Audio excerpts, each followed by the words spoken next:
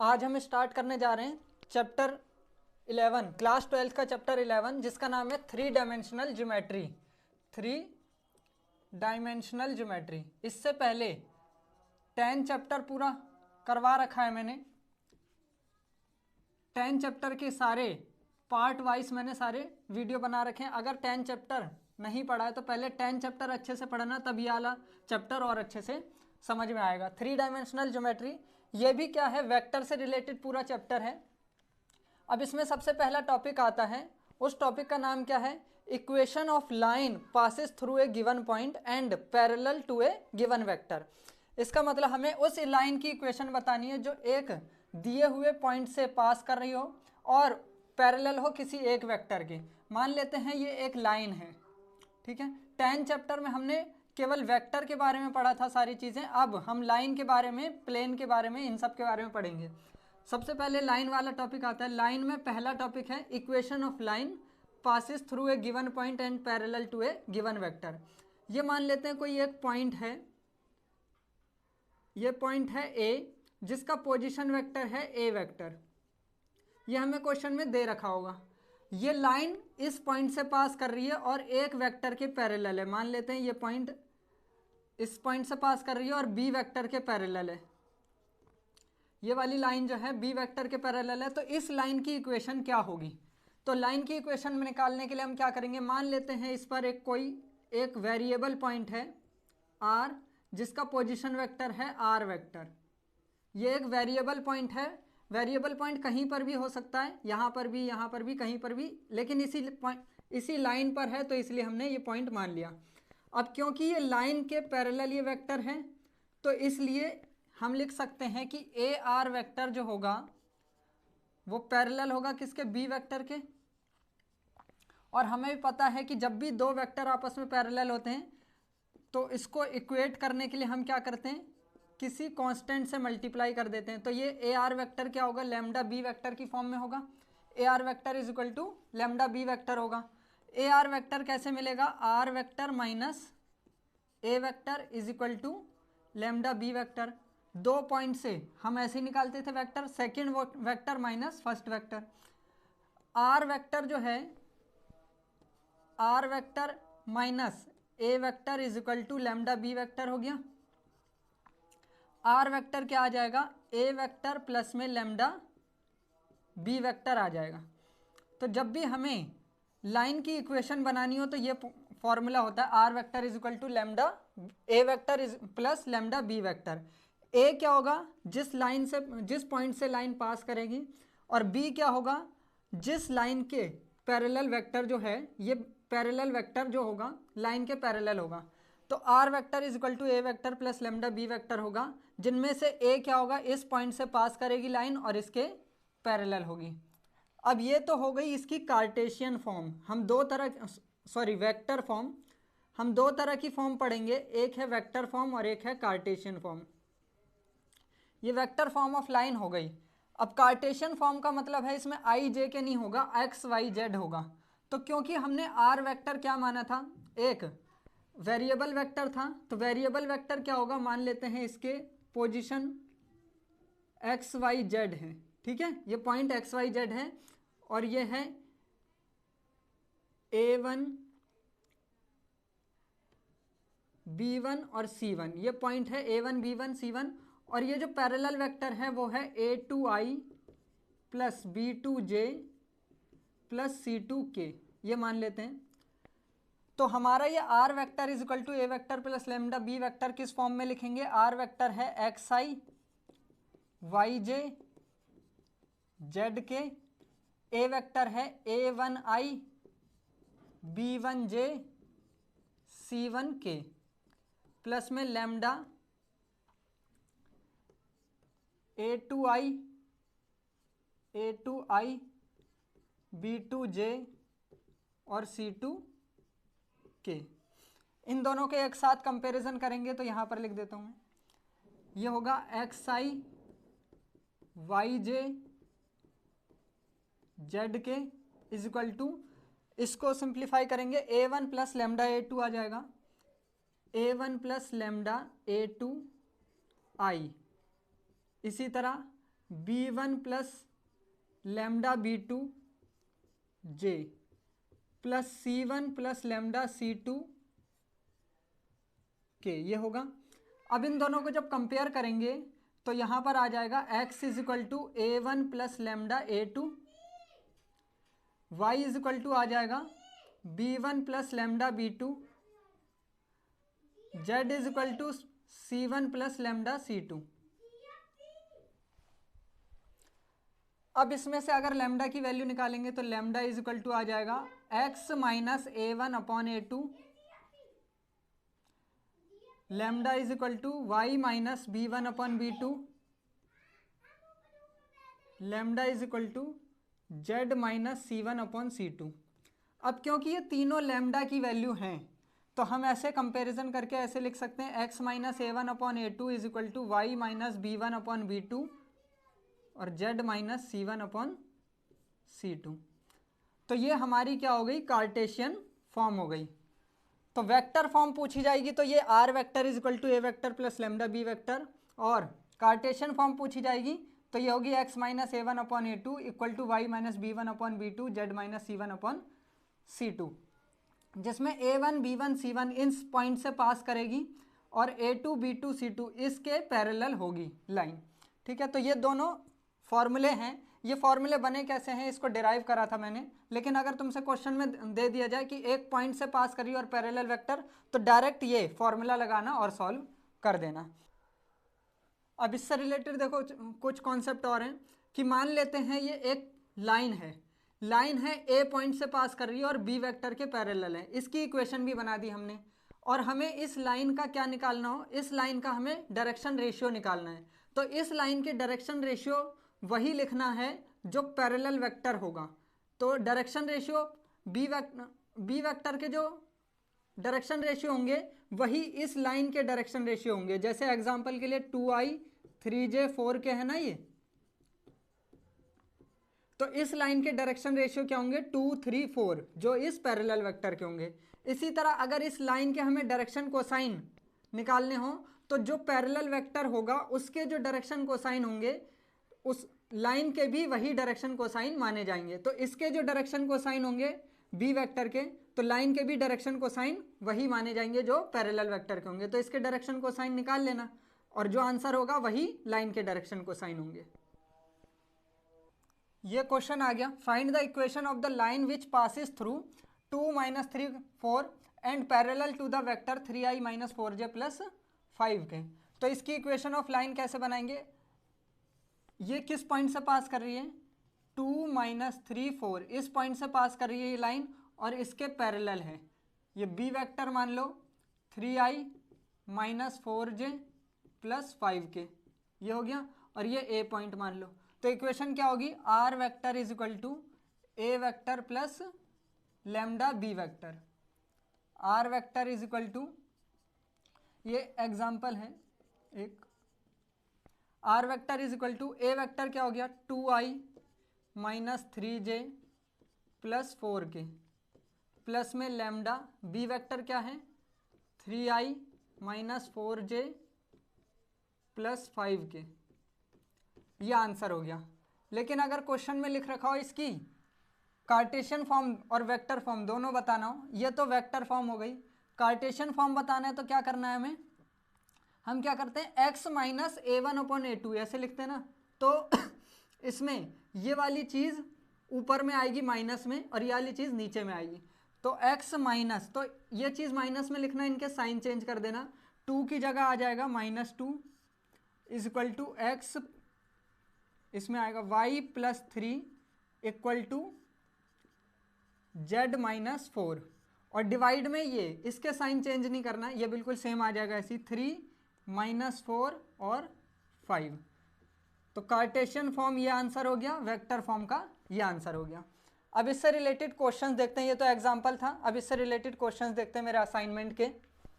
Question number 1 है, find the vector equation of the line passing through 2 minus 1 1 and parallel to the line whose equations are x minus 3 upon 2 equal to y plus 1 upon 7 equal to z minus 2 upon -3। अब हमें उस line की equation बतानी है जो इस point से पास कर रही है और इस लाइन के पैरेलल है। तो मान लेते हैं ये वाली लाइन जो है, इस लाइन की इक्वेशन बतानी है। ये लाइन 2 - 1 और 1 से पास कर रही है और ये लाइन जो है इस लाइन के पैरेलल है, ये लाइन के पैरेलल है मान लेते हैं। ये लाइन की इक्वेशन क्या है, x - 3/2 y + 1/7 z - 2/-3, इस लाइन की इक्वेशन है। तो इसका मतलब ये हुआ कि ये वाली जो लाइन है वो किस पॉइंट से पास करेगी, 3 - 1 और 2, साइन चेंज करके पॉइंट लिख दो।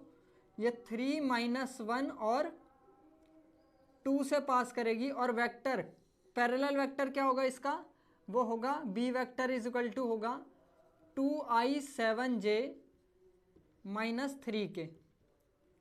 लाइन की इक्वेशन के अकॉर्डिंग ये बन गया। अब हमें इस लाइन की इक्वेशन बतानी है। तो लाइन की इक्वेशन के लिए क्या चाहिए होता है हमें, पॉइंट और एक पैरेलल वेक्टर। पॉइंट तो ये रहा, पैरेलल वेक्टर नहीं दे रखा, लेकिन हमें ये दे रखा है ये लाइन और ये लाइन आपस में पैरेलल हैं और लाइन के पैरेलल ये वेक्टर है। अगर इस लाइन के पैरेलल ये वेक्टर है और ये लाइन इसके पैरेलल है तो ये लाइन, ये वेक्टर और ये लाइन आपस में पैरेलल होंगे क्योंकि ये दोनों पैरेलल हैं और फिर ये दोनों पैरेलल हैं। तो इसलिए ये और ये लाइन और ये आपस में पैरेलल होंगी। तो हमें इस लाइन की इक्वेशन के लिए पॉइंट ये मिल गया और पैरेलल वेक्टर ये मिल गया। इक्वेशन क्या होगी, r vector is equal to, ये पॉइंट मान लेते हैं ए है, ए वेक्टर प्लस में lambda b vector. R vector is equal to 2i - j plus k. ये ए वेक्टर बनाएंगे तो i j के लगा देना है बस, और प्लस लैम्डा बी वेक्टर पहले से दे रखा है 2i + 7j - 3k। ये हमारा आंसर हो गया। क्वेश्चन नंबर सेकंड है, find Cartesian and vector equation of the line which passes through the point 1, 2, 3 and parallel to the line -x - 2/1 equal to y + 3/7 equal to 2z - 6/3। एक line की equation बताना है जो इस point से पास कर रही है और इस लाइन के पैरेलल है। तो मान लेते हैं जिस लाइन की इक्वेशन बताना है वो ये रही। किस पॉइंट से पास कर रही है वो लाइन, 1, 2, 3 से पास कर रही है और इस लाइन के पैरेलल है। इस लाइन की इक्वेशन हमें दे रखी है, कितनी है, -x - 2/1 equal to y + 3/7 equal to 2z - 6/3। अब देखो अगर हमें इस लाइन की इक्वेशन चाहिए तो एक पॉइंट चाहिए इस लाइन का जो कि दे रखा है, ये पॉइंट मान लेते हैं ए है, और इसका एक पैरेलल वेक्टर चाहिए। पैरेलल वेक्टर तो नहीं दे रखा लेकिन ये लाइन इसके पैरेलल है। तो इसका मतलब पीछे वाले क्वेश्चन में जैसे करा था, इस लाइन के जो पैरेलल वेक्टर होगा वो इसके भी पैरेलल होगा। तो इस लाइन का पैरेलल वेक्टर क्या होता है, नीचे वाला होता है ना, ये 1, 7, 3। लेकिन ये तभी होगा जब ये स्टैंडर्ड फॉर्म में होगी। लाइन की इक्वेशन स्टैंडर्ड फॉर्म क्या थी, x - a1/a2 equal to y - b1/b2 equal to z - c1/c2। ये होती है स्टैंडर्ड फॉर्म। इसमें देखो x, y और z, x, y, z के साथ मल्टीप्लाई में कुछ भी नहीं है और ना ही इसका साइन नेगेटिव है ना, तब ये स्टैंडर्ड फॉर्म में होगी। लेकिन अभी इसमें देखो x का साइन नेगेटिव है और इसमें z के साथ मल्टीप्लाई में 2 है। ये तो है स्टैंडर्ड फॉर्म में लेकिन ये नहीं है, ना तो ये है। तो हम क्या करेंगे, स्टैंडर्ड फॉर्म में बदलेंगे इसको पहले। वो कैसे, ये माइनस हटाकर, माइनस कैसे हटेगा ताकि इसकी वैल्यू भी चेंज ना हो और ये माइनस हट भी जाए। तो ये माइनस क्या करेंगे, हम नीचे लिख देते हैं, दोनों में माइनस कॉमन लेंगे और नीचे लिख देते हैं। तो ये आ जाएगा x + 2/-1। ये तो पहले से स्टैंडर्ड फॉर्म में y + 3/7 और इसका 2 कैसे हटेगा, अगर हम न्यूमरेटर और डिनोमिनेटर को 2 से डिवाइड कर दें, न्यूमरेटर और डिनोमिनेटर को 2 से डिवाइड कर दें तो ये 2 हट जाएगा। यह आ जाएगा कितना, z - 3/3/2। तो इसका मतलब ये -1, 7, 3/2 इस लाइन के पैरेलल वेक्टर होगा। अब ये जो b वेक्टर आएगा, नीचे वाला वेक्टर जो आएगा उसमें डिवाइड में आ रहा है ना, डिवाइड में नहीं होना चाहिए पैरेलल वेक्टर। तो हम क्या करेंगे, ये चीज़ इन सबको 2 से मल्टीप्लाई कर देंगे तो अपने आप ये हट जाएगा। तो x + 2/-2 आ जाएगा, y + 3/14 आ जाएगा, z - 3/3। तो अपने आप ये डिवाइड का 2 हट गया ना। तो इसका जो पैरेलल वेक्टर होगा -2 14 3 होगा, मान लेते हैं ये पैरेलल वेक्टर ये है। तो बी वेक्टर आ गया हमारा क्या, -2i 14j + 3k। तो हमारी इस लाइन की इक्वेशन क्या होगी, इस पॉइंट से पास कर रहा है और इसके पैरेलल है। तो इक्वेशन हो जाएगी r vector = a vector plus में lambda b vector, r vector = i 2j + 3k plus में लैम्डा -2i 14j + 3k। ये हो गई हमारी वेक्टर फॉर्म। एक आंसर ये हो गया वेक्टर फॉर्म का। कार्टेशियन फॉर्म चाहिए, तो कार्टेशियन फॉर्म क्या होगी, ये चीज़ माइनस में होती है और ये चीज़ डिवाइड में। तो x माइनस इसके साथ मल्टीप्लाई में 1 है, तो x - 1 = y - 2 = z - 3, और डिवाइड में क्या, इसके साइन चेंज नहीं करना, इसके साइन चेंज करके लिखना होता है। तो -2/14/3। तो एक आंसर ये हो गया, ये हो गया कार्टेशियन फॉर्म का आंसर और ये हो गया वेक्टर फॉर्म का आंसर। नेक्स्ट क्वेश्चन है question number 3, the Cartesian equation of A line r 3x + 1 = 6y - 2 = 1 - z। Find the fix point through which it passes, its direction ratios, also it's vector equation. हमें एक line की equation दे रखी है, ये हमें इसका एक फिक्स पॉइंट बताना है जिस पॉइंट से ये पास करेगी, इसके डायरेक्शन रेशियोज भी बताना है और इसके हमें वेक्टर इक्वेशन में भी बदलना है। तो हम इसको सबसे पहले क्या करेंगे, इसको पहले स्टैंडर्ड फॉर्म में बदल दो। स्टैंडर्ड फॉर्म क्या होती है, स्टैंडर्ड फॉर्म ये होती है ना, x - a1/a2 y - b1/b2 z - c1/c2। ये a1 b1 c1 का मतलब है इस पॉइंट से पास कर रही है, a2 b2 c2 का मतलब इसके पैरेलल होगी।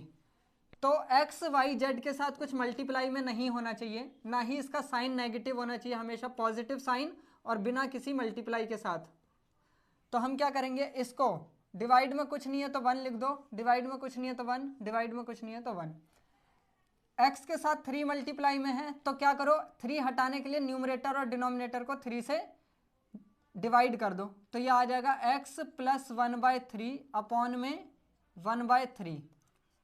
इसमें क्या करना पड़ेगा, 6 से न्यूमरेटर और डिनोमिनेटर को डिवाइड कर दो, तो ये आ जाएगा y - 2/6 कटने के बाद 1/3 अपॉन 1/6। इसका साइन चेंज कर दो, तो z - 1 अपॉन ये माइनस नीचे लिख दो, ये हो गया। अब ये करने के बाद ये जो डिवाइड में आ रही है संख्या, पैरेलल वेक्टर के जो होना चाहिए वो p/q की फॉर्म में नहीं होना चाहिए। तो हम क्या करेंगे, इसको हटाने के लिए 3 6 और इसके डिवाइड में कुछ नहीं है, सबका एलसीएम क्या हो गया, 6 हो गया। 3 और 6 का एलसीएम हो गया 6, इसमें भी 6 से, इसमें भी 6 से, इसमें भी 6 से मल्टीप्लाई कर देंगे। डिनोमिनेटर के, तीनों डिनोमिनेटर के में हम 6 से मल्टीप्लाई कर देंगे, तो ये आ जाएगा 3 2 6, ये 2 आ जाएगा। y - 1/3 अपॉन 1 आ जाएगा, z - 1 अपॉन -6 आ जाएगा। अब इसमें क्या पूछा था, इसमें ये चीज़ पूछी थी कि फिक्स पॉइंट किस पॉइंट से पास करेगा। तो पॉइंट किस पॉइंट से पास करेगा, ये इसके साइन चेंज करके लिखते हैं। तो इस पॉइंट से पास करेगा ये -1/3 1/3 और 1 से पास करेगा। और डायरेक्शन रेशियोज क्या होंगे, तो ये डायरेक्शन रेशियोज हैं इसके, जो पैरेलल वेक्टर होगा वही डायरेक्शन रेशियोज होंगे। तो डायरेक्शन रेशियोज होगा इसके 2 1 और -6। और क्या पूछा है, वेक्टर इक्वेशन। अगर वेक्टर इक्वेशन लिखना है तो r वेक्टर = ये होता है ना, a वेक्टर प्लस में lambda b vector. r vector = a vector मतलब -1/3i + 1/3j प्लस 1k मतलब k प्लस में लैम्डा। b वेक्टर की वैल्यू 2 1 -6 है, 2i j -6k। तो ये आंसर हो गया, ये वेक्टर फॉर्म हो गई ये डायरेक्शन रेशियोस हो गए, ये फिक्स पॉइंट हो गया। ये तीनों आंसर हो गए।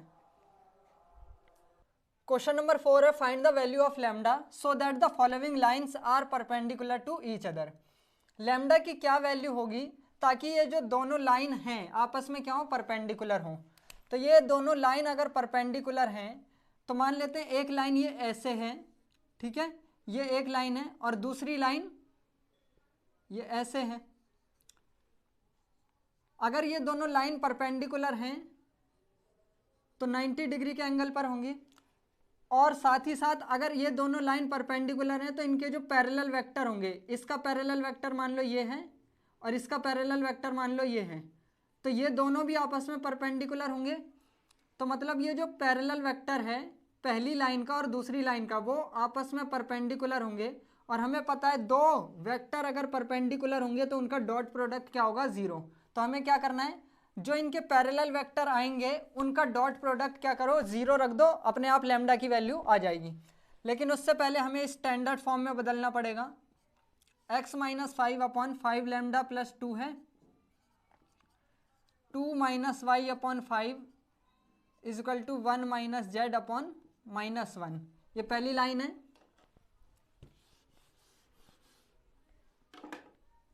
दूसरी लाइन है x upon 1 equal to 2y plus 1 upon 4 lambda equal to 1 minus z upon 3।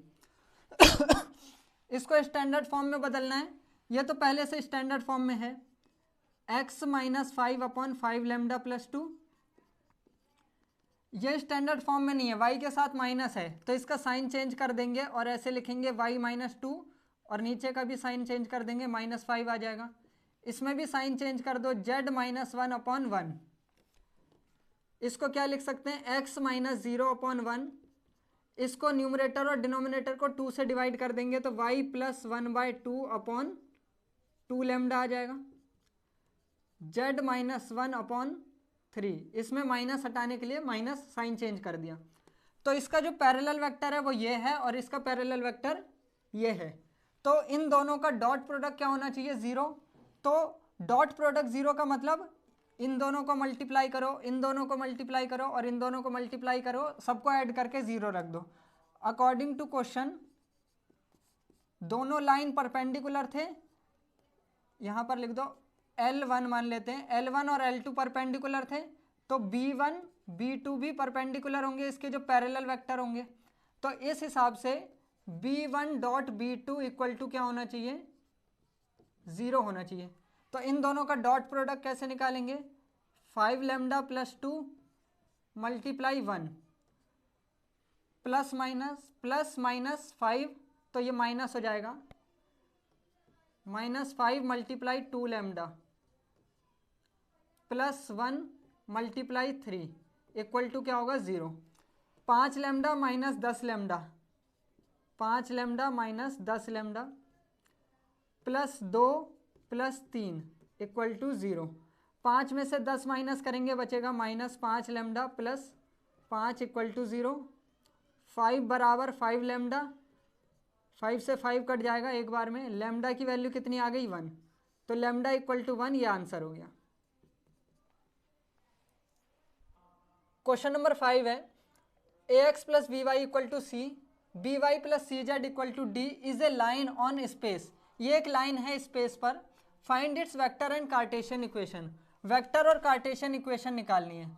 अब देखो ये ना तो स्टैंडर्ड फॉर्म में है और ना ही जो इक्वेशन में तीन इक्वेशन होती ना, जैसे x minus a1/a2, y minus b1/b2 और z माइनस c1/c2, ये होता है। इसमें 3 इक्वेशन बनती है, एक ये, दूसरी ये, तीसरी ये, बीच में 2 इक्वल टू का साइन है, इसमें केवल 2 ही बनी है। तो इसका मतलब इसमें x वाली तो है, y वाली और z वाली, x वाली है, y वाली भी होना चाहिए, z वाली भी होना चाहिए। तो इसमें कैसे करेंगे हम, इन दोनों में सबसे पहले देखो कॉमन क्या है, y है ना, तो दोनों से y की वैल्यू निकाल लेते हैं पहले। ax plus b y equal to c, यहाँ पर b y plus c z equal to d. दोनों में y आ रहा है तो y की वैल्यू इसमें से निकालेंगे तो b y is equal to क्या हो जाएगा, c minus a x, y is equal to c minus a x upon में b। यहाँ से y की वैल्यू निकालेंगे d minus c z, y equal to d minus c z upon में b। इसकी वैल्यू y के बराबर है और y की वैल्यू इसके बराबर है, तो हम ये लिख सकते हैं c minus a x upon b is equal to y is equal to d minus c z upon में b। अब इसको स्टैंडर्ड फॉर्म में बदलेंगे। स्टैंडर्ड फॉर्म में तभी बदलेगा जब इसको माइनस ए से डिवाइड करेंगे, तो जब माइनस ए से डिवाइड करेंगे तो ये आ जाएगा minus c by A plus x upon में माइनस ए से डिवाइड करा माइनस बी बाय ए आ गया। इसको ऐसे ही रहने दो। माइनस सी से डिवाइड करेंगे तो minus d by c plus z upon minus b by c. अब लिख दो स्टैंडर्ड फॉर्म में x minus c by a upon minus b by a is equal to y minus zero upon one लिख सकते हैं, z minus d by c upon minus b by c. अब इसमें ये डिवाइड में आ रहा है तो क्या करो, ए और सी का एलसीएम क्या हो गया, ए और सी का एलसीएम हो गया ए सी, तो सबको ए सी से मल्टीप्लाई कर दो। डिनोमिनेटर में, तीनों के डिनोमिनेटर में ए सी से मल्टीप्लाई करेंगे तो क्या आ जाएगा, x minus c by a upon में ए सी माइनस बी सी आ जाएगा, वाई माइनस जीरो अपॉन में ए सी, जेड माइनस डी अपॉन सी अपॉन में माइनस ए बी आ जाएगा। ए सी से मल्टीप्लाई करने पर हमें क्या निकालना था, वेक्टर और कार्टेशियन इक्वेशन। तो कार्टेशियन इक्वेशन तो ये हो गई। अब वेक्टर इक्वेशन कैसे मिलेगी, r vector is equal to minus c by, sorry इसका साइन चेंज करके लिखेंगे, c by a i plus zero j plus या माइनस कुछ भी लिख दो प्लस डी बाय सी के प्लस में लैम्डा, इसका साइन चेंज नहीं करना, बिल्कुल सेम लिखना है, b c i plus a c j minus a b k. तो ये वेक्टर फॉर्म हो गई, यह आंसर हो गया।